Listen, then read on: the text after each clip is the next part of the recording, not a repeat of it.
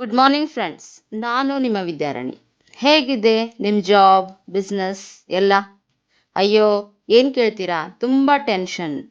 ಹೇಗಿದ್ದೀರಾ ಅಂದರೆ ಎಲ್ಲರಿಗೂ ಇರೋ ಹಾಗೆ ಬಿ ಪಿ, ಶುಗರ್, ಈ ಸ್ಟ್ರೆಸ್ ಇದೆಯಲ್ಲ, ಮಾತ್ರೆ ನುಂಗೋದೆ. ಮಕ್ಕಳು ಹೇಗೆ ಓದ್ತಿದ್ದಾರೆ? ಚೆನ್ನಾಗೇ ಓದ್ತಿದ್ದಾರೆ, ಆದರೆ ತುಂಬ ಟೆನ್ಷನ್ ಅಪ್ಪ ಈಗಿನ ವಿದ್ಯಾಭ್ಯಾಸ. ಹೀಗೆ ಪ್ರತಿಯೊಬ್ಬರ ಬಾಯಿಂದಲೂ ಹಲವು ವಿಚಾರಕ್ಕೆ ಒತ್ತಡ, ಸ್ಟ್ರೆಸ್, ಟೆನ್ಷನ್ ಅಂತ ಕೇಳ್ಬರೋದು ಸರ್ವೇ ಸಾಮಾನ್ಯ. ಈ ಒತ್ತಡ, ಸ್ಟ್ರೆಸ್ ಅನ್ನೋದು ಎಲ್ಲರ ಜೀವನದ ಭಾಗವೇ ಆಗಿದೆ. ಏನು ಈ ಒತ್ತಡ, ಪ್ರೆಷರ್ ಅಂದರೆ? ಇದೊಂದು ನ್ಯಾಚುರಲ್ ಹ್ಯೂಮನ್ ರೆಸ್ಪಾನ್ಸ್. ನಾವು ಭಯಗೊಂಡಾಗ, ಗೊಂದಲಕ್ಕೀಡಾದಾಗ ನೀಡುವಂಥ ಸಾಮಾನ್ಯ ಪ್ರತಿಕ್ರಿಯೆಯೇ ಒತ್ತಡ. ನಾವು ಯಾಕೆ ಒತ್ತಡಗಳನ್ನು ಅನುಭವಿಸ್ತೀವಿ? ಯಾಕಂದರೆ ಯಾವುದೇ ವಿಚಾರ ನಮಗೆ ಚಾಲೆಂಜಿಂಗ್ ಅನ್ನಿಸ್ದಾಗೆಲ್ಲ ಅದನ್ನು ಮ್ಯಾನೇಜ್ ಮಾಡೋಕೆ ಬೇಕಾಗೋ ಕೆಪಾಸಿಟಿ ನಮಗಿಲ್ಲ ಅಂತ ನಾವು ಯಾವಾಗ ಫೀಲ್ ಮಾಡ್ಕೊಳ್ತೀವೋ ಆಗೆಲ್ಲ ನಮಗೆ ಸ್ಟ್ರೆಸ್ ಆಗುತ್ತೆ. ತುಂಬ ಸಲ ನಾವಿರೋ ವಾತಾವರಣ ಅಂದರೆ ಮನೆ, ಶಾಲೆ, ವರ್ಕಿಂಗ್ ಪ್ಲೇಸ್, ಇದೆಲ್ಲದರಲ್ಲಿ ಜನರಿರೋ ರೀತಿ, ಅವರ ಪ್ರತಿಕ್ರಿಯೆಗಳು, ಇದರ ನಿರಂತರ ವೀಕ್ಷಣೆ ಮಾಡೋ ನಾವುಗಳು ಇದೇ ಸರಿ ಅಂತ ಅನುಸರಿಸೋಕ್ಕೂ ಶುರು ಮಾಡ್ತೀವಿ. ಅವರೆಲ್ಲರಿಗೆ ಸಿಗೋಂಥ ರಿಸಲ್ಟ್ ಅಂದರೆ ರೋಗ, ಹತಾಶೆ, ಸಾವು ಎಲ್ಲವೂ ಕಾಮನ್ ಅಂತಲೇ ನಮ್ಮ ಗ್ರಹಿಕೆ ಆಗ್ಬಿಡುತ್ತೆ.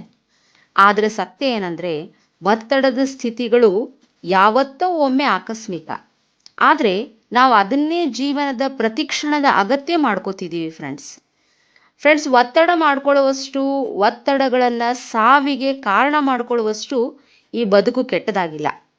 ಒತ್ತಡದಿಂದ ಏನೆಲ್ಲ ಆಗುತ್ತೆ, ಅದರಿಂದ ನಮ್ಮ ದೈಹಿಕ, ಮಾನಸಿಕ ಆರೋಗ್ಯದ ಮೇಲಾಗೋ ಪರಿಣಾಮಗಳೇನು, ಅದಕ್ಕೆಲ್ಲ ಸ್ವಯಂಕೃತ ಅಪರಾಧವೇ ಕಾರಣ ಅಂತ ನಿಮಗೆ ಗೊತ್ತಾದರೆ ನೀವೆಂದೂ ಸ್ಟ್ರೆಸ್ ಮಾಡ್ಕೋಬಾರ್ದು ಅನ್ನೋ ಅವೇರ್ನೆಸ್ಗೆ ಬರ್ತೀರ.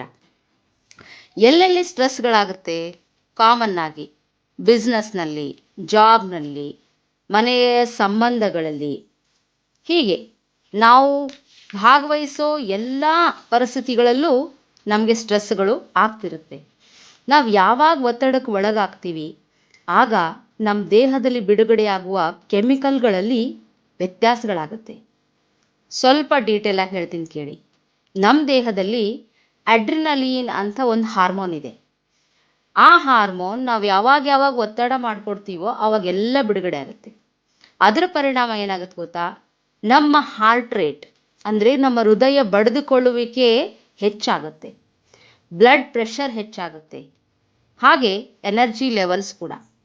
ಹೃದಯ ತನಗೂ ರಕ್ತ ಸಾಕಾಗಲ್ಲ ಅಂತ ಹೆಚ್ಚು ಬಡಿದುಕೊಳ್ಳೋಕೆ ಶುರು ಮಾಡುತ್ತೆ. ಇನ್ನು ನ್ಯೂರೋಪ್ರೈನ್ ಅಂತಕ್ಕಂತಹ ಒಂದು ಹಾರ್ಮೋನ್, ಅದು ನಮ್ಮ ಬ್ಲಡ್ ವೆಸಲ್ಸ್, ರಕ್ತನಾಳಗಳ ಫ್ಲೆಕ್ಸಿಬಿಲಿಟಿಯನ್ನು ಕಡಿಮೆ ಮಾಡುತ್ತೆ, ಶ್ವಾಸನಾಳದ ಚಟುವಟಿಕೆಗಳನ್ನು ಕಡಿಮೆ ಮಾಡುತ್ತೆ.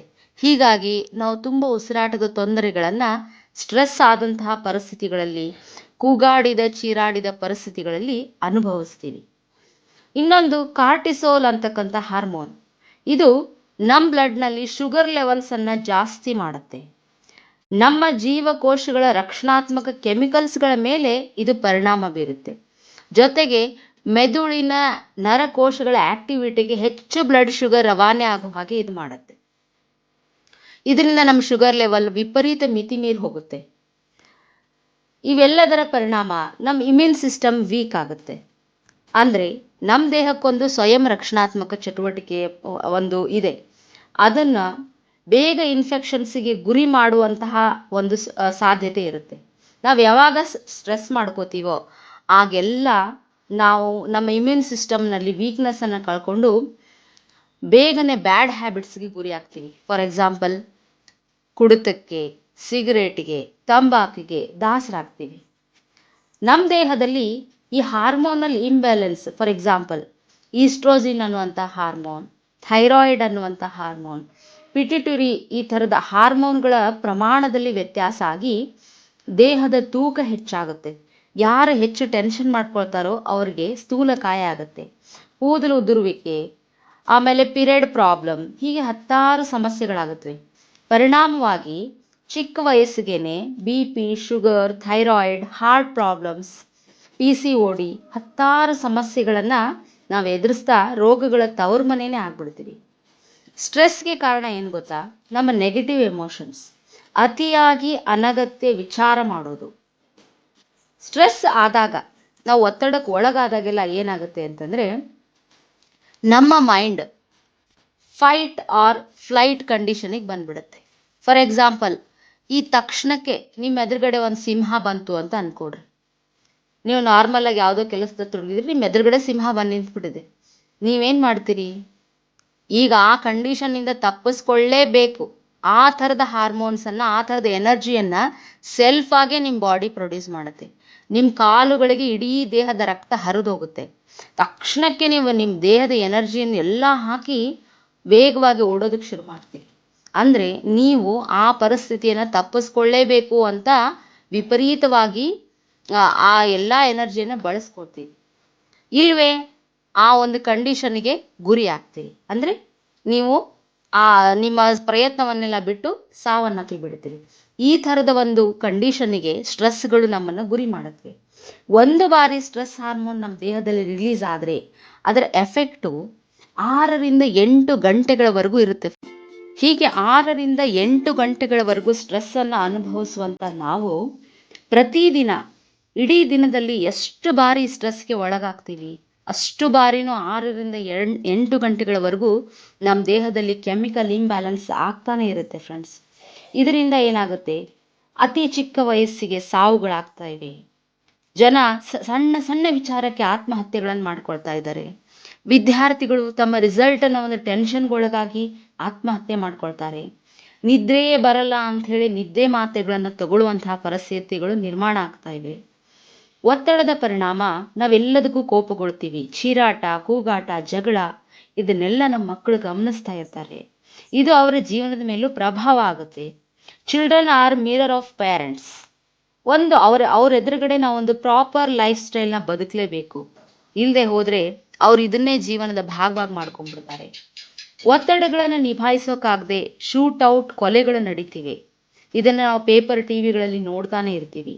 ಒಬ್ಬರ ಒತ್ತಡ ಇಡೀ ಕುಟುಂಬ, ಕೆಲಸ ಮಾಡುವಂತಹ ವಾತಾವರಣ, ಇಡೀ ಪೂರ್ತಿ ಒಂದು ವಾತಾವರಣವನ್ನೇ ಹಾಳು ಮಾಡಿಬಿಡುತ್ತೆ. ಜೊತೆಗೆ ಸಂಬಂಧಗಳ ಬಾಂಧವ್ಯಗಳು ಹಾಳಾಗ್ತವೆ. ನಾವೆಲ್ಲ ಸಂಘಜೀವಿಗಳು ಫ್ರೆಂಡ್ಸ್. ಹೊರಗೆ ಹೋಗಲೇಬೇಕು, ದುಡಿಲೇಬೇಕು, ಜವಾಬ್ದಾರಿಗಳನ್ನು ಹೊರಲೇಬೇಕು, ಮಹತ್ವಾಕಾಂಕ್ಷೆಗಳನ್ನು ಹೊಂದಲೇಬೇಕು.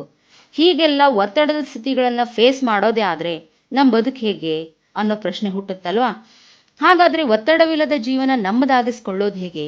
100% ಒತ್ತಡವಿಲ್ಲದ ಜೀವನ ಸಾಧ್ಯ.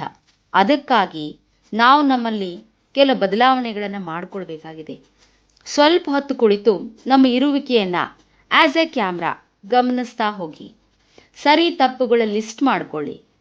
ವಿಚಾರಗಳನ್ನು, ಅದು ಆರೋಗ್ಯಕ್ಕೆ ಸಂಬಂಧಪಟ್ಟಿದ್ದಾಗಿರಲಿ, ಭಾವನೆಗಳಿಗೆ ಸಂಬಂಧಪಟ್ಟಿದ್ದಾಗಿರಲಿ, ಸ್ವಲ್ಪ ವಿವರವಾಗಿ ತಿಳ್ಕೊಳ್ಳಿ. ಒಂದು ಮೆಂಟಲ್ ಡೈಟನ್ನು ಫಾಲೋ ಮಾಡೇ ಮಾಡ್ತೀನಿ ಅಂತ ನಿರ್ಧರಿಸಿ.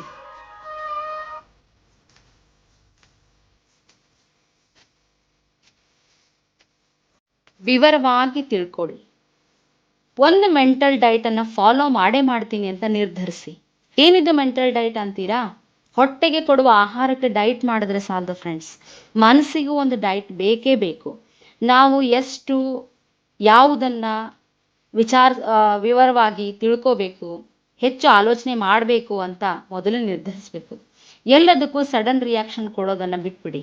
Wait for few seconds, few minutes. Buddha ತನ್ನ ಹತ್ರ ಯಾರೇ ಪ್ರಶ್ನೆ ಕೇಳೋಕೆ ಬಂದರೂ ಅವರ ಆ ಪ್ರಶ್ನೆಯನ್ನು 3 ಬಾರಿ ಕೇಳೋವರೆಗೂ ಏನೂ ಉತ್ತರನೇ ಕೊಡ್ತಿದ್ದಿಲ್ಲ. ಯಾಕಂದರೆ ಪ್ರತಿ ಬಾರಿ ಅವರು ಪ್ರಶ್ನೆ ಕೇಳಿದಾಗೆಲ್ಲ ಅವರ ಇಂಟೆನ್ಸಿಟಿ ಕಡಿಮೆ ಆಗ್ತಿತ್ತು.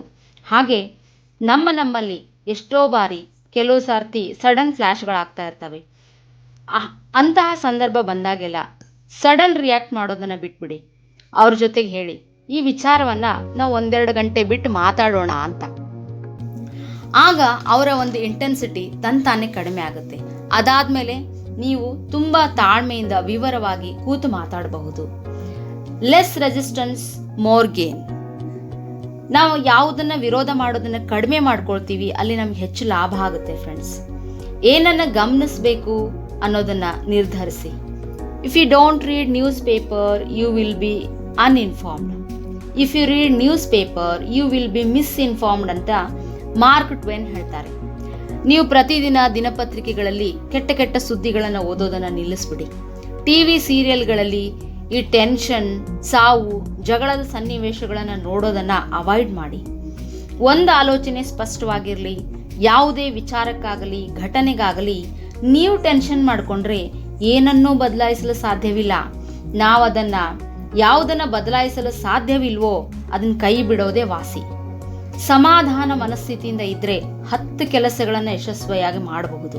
ಅದೇ ಟೆನ್ಷನ್ ಆದ್ರೆ ಒಂದೇ ಒಂದು ಕೆಲಸ ಕೂಡ ಸರಿಯಾಗಲ್ಲ. ಸ್ಯಾಟಿಸ್ಫ್ಯಾಕ್ಷನ್ ಅನ್ನುವಂಥ ಶಬ್ದನ ಯಾವಾಗಲೂ ನಿಮ್ಮ ಎದುರುಗಡೆನೆ ಇಟ್ಕೊಳ್ಳಿ. ತೃಪ್ತ ಭಾವ ಪ್ರತಿ ಹೆಜ್ಜೆಗೂ ಬೆಳೆಸ್ಕೊಳ್ಳಿ. ಇರೋದ್ರಲ್ಲಿ ತೃಪ್ತಿ ಪಡಿ. ಭಿಕಾರಿಗೆ ಹೇಗೆ ಭಿಕ್ಷೆ ಕೊಡವಲ್ಲ?